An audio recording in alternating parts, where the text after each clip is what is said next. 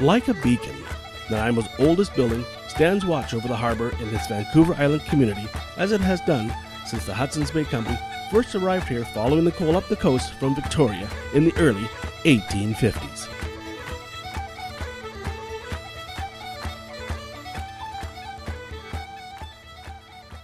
Bastion was built in 1853 by the Hudson's Bay Company. They came here, there was the discovery of coal back in 1849, I believe, and then so they moved their coal operations from south, from Victoria, Port Renfrew, I believe, and moved them here. So when they discovered that coal and HBC was going to set up here, they decided they needed some kind of a defensive, bastion in order to protect their workers. So the bastion was actually built in 1853 by a couple of French-Canadian axemen, and they built it with no nails. It was tongue and groove kind of system of building the bastion. And the interesting part about the history of it is that this is the third location that the bastion's been in. It's been moved twice. It was moved in 1891 when there was the sale of land in the downtown. So instead of tearing it down, because it would have been almost 40 years old at that point, but the community said, no, we want to keep this bastion. It's a symbol of our community, so they moved it. And they didn't move it far, they moved it across the street. And then in 1974, there was, again, some changes downtown, and it was moved to its final and permanent location, which is right behind me on Pioneer Plaza. But time and the weather had taken its toll on Nanaimo's iconic building, and the city was in danger of losing the bastion altogether. Well, after 157 years, it's succumbing to some wood rot on one side of the building, the one that's exposed to the elements, to the rain and the wind from the harbor. So there's wood rot going on, so it's leaning about 3 degrees, they're suggesting. During its history, the bastion has served Nanaimo citizens in various ways. Bastion was a trading post. It was an arsenal, it was a refuge, and at one time early on it was a jail.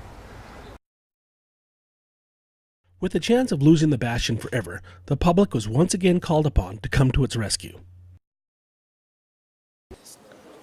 Well, it's absolutely essential that the bastion be retained. It's one of the last forts certainly in Canada, in Western Canada, and it's one of very, very few still existing original Hudson Bay forts.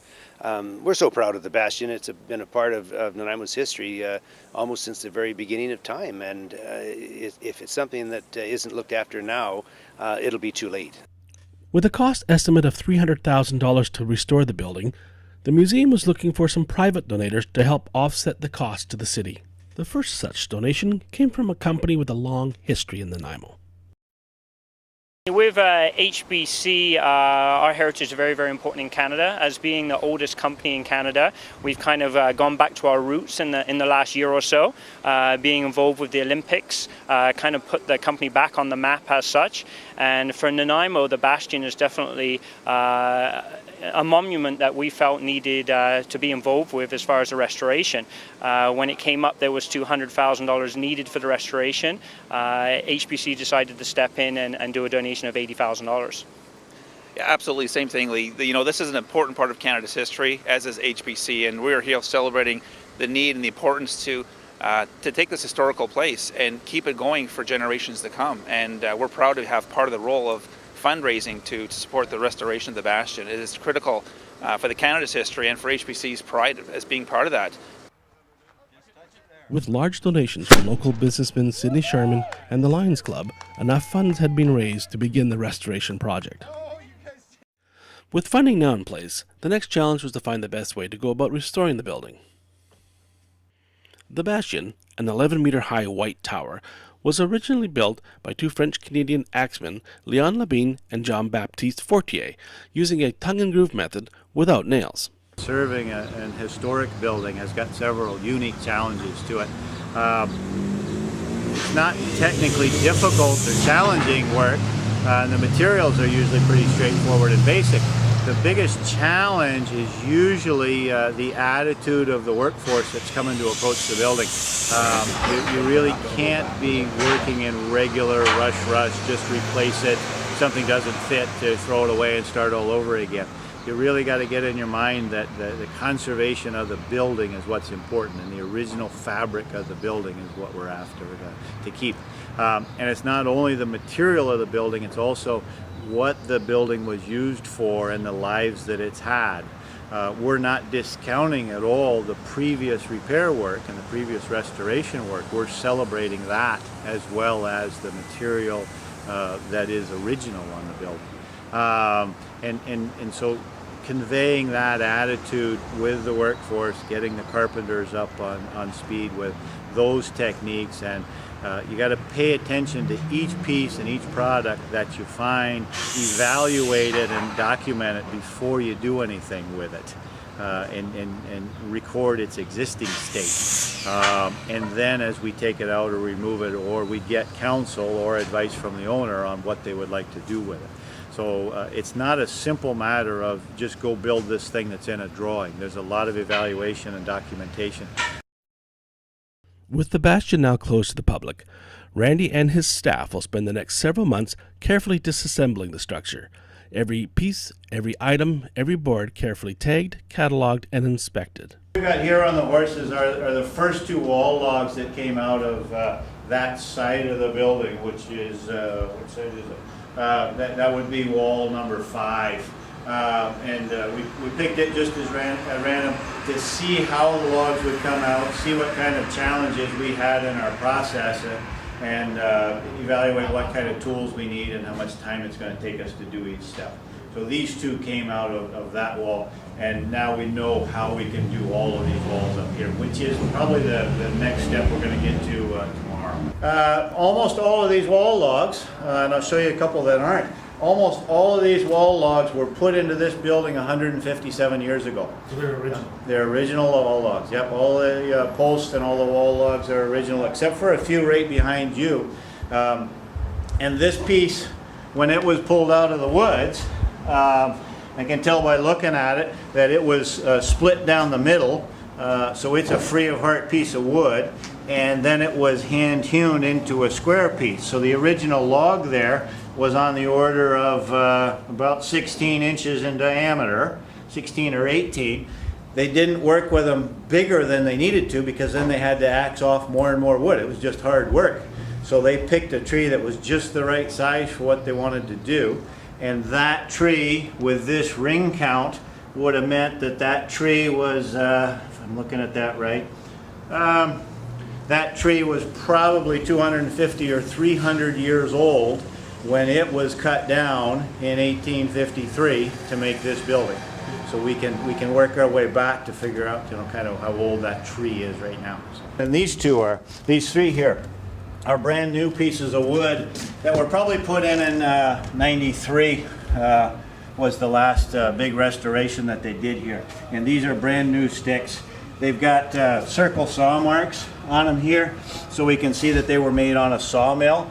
And whoever did the restoration didn't take the effort or wasn't charged with making that surface look like the ancient surface.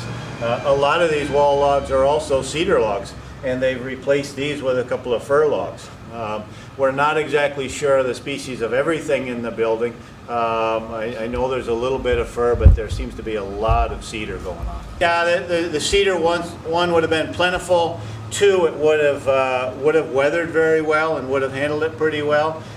It's also really, really light to work with. You know, it's not nearly as heavy as the other, and so it would have been easier to build up a building like this, even if they chose to make it a little thicker and stouter. This was a military building. You know, the objective was to have walls that would withstand a shot, you know, or withstand an onslaught of some kind.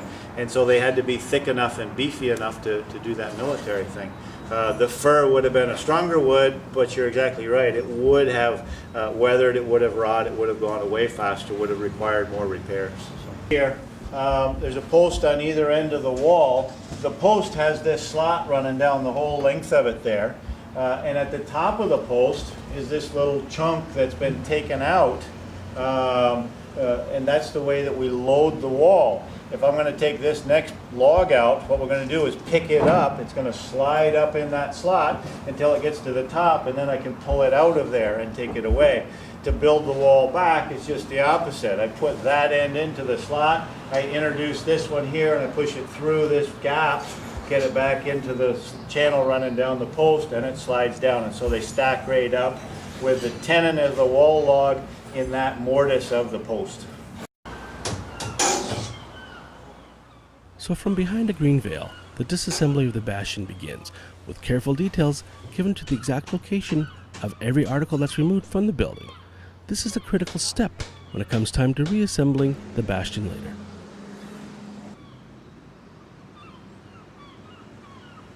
The braces, the angled braces on the side here that held up those boards. Each of those has got a lumber tag on it with some chalk marks also describing its orientation. There's a tag that you can see there. It's a numbered tag. Each piece of wood that comes out or is moved gets tagged, gets labeled, gets some comments put on our working drawings, and that way we know how it's all going back in.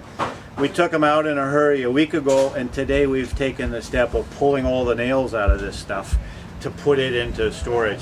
Some of the nails are pretty interesting and old. These are great big and definitely hand cut, so they're pretty old. And then obviously these are relatively new. A galvanized nail and just a regular great big 16 penny or 16 nail there. So there's a whole series of age and historical restorations going on here, and we're trying to make sense of that as we go along. Now we're on the third floor of the bastion here. And what we've got here is a whole bunch of trims and grates and screens that were on a bunch of these portholes and cannon covers, if you will. Each of them was removed, was noted where it came from. We've attached all the hardware and the pieces that went with that particular screen. It's all been recorded, and it'll go back in its original place. So we're not mixing and matching parts and pieces at all. Some of the other doors that have come off, both the second and the third floor, are these larger doors, solid doors. And so these are the trim pieces from the outside, and the door itself. All the hardware gets bagged and then written and noted as to where it came from. And so as we put the doors back or we restore the door as a unit, we can make a decision on the hardware, whether it's appropriate, whether it's still useful. Even each of the trim pieces has got a tag on it telling us where it came from. And we're looking at all of this stuff as what is the history of this particular piece of wood, when was it put on. We're trying to make an estimate of that. We'll make an appropriate decision for its going back on the building. Our goal as conservators, one of them, is to treat the building appropriately and maintain as much of the original fabric as we possibly can. It's not always practical, and it's not always the goal of the client and the city and the park. This project's going very well, though, and according to speculation or according to plan and specification is what I'm trying to say. So how many pieces are you looking at? What are we up to? We're probably at 300 individual tagged pieces so far, and we're probably going to triple that. So we're probably at 1,000, 1,200 pieces of individually tagged items and known places in the building. During the next several weeks, construction crews will be removing the materials from the bastion, separating those that can be reused from those that must be repaired, until everything, including the roof and the floors, have been removed.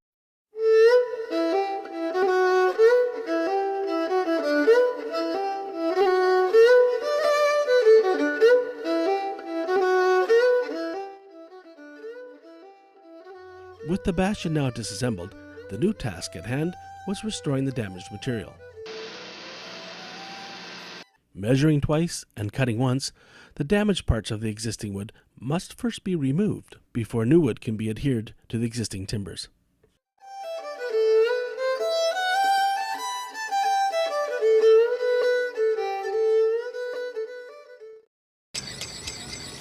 With the rotten wood replaced and an axe in his hand, the worker will use the same method as he did back in the 1850s of hewing the wood in order to match the surfaces.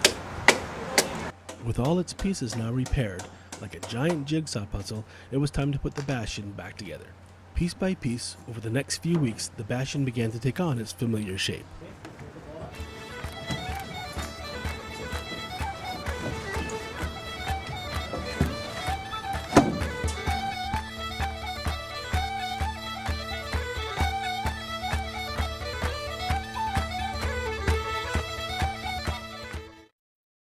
As extensive as the work that has been done, Randy Churchill and his crew have been extremely careful to preserve and protect as much as the original structure as possible.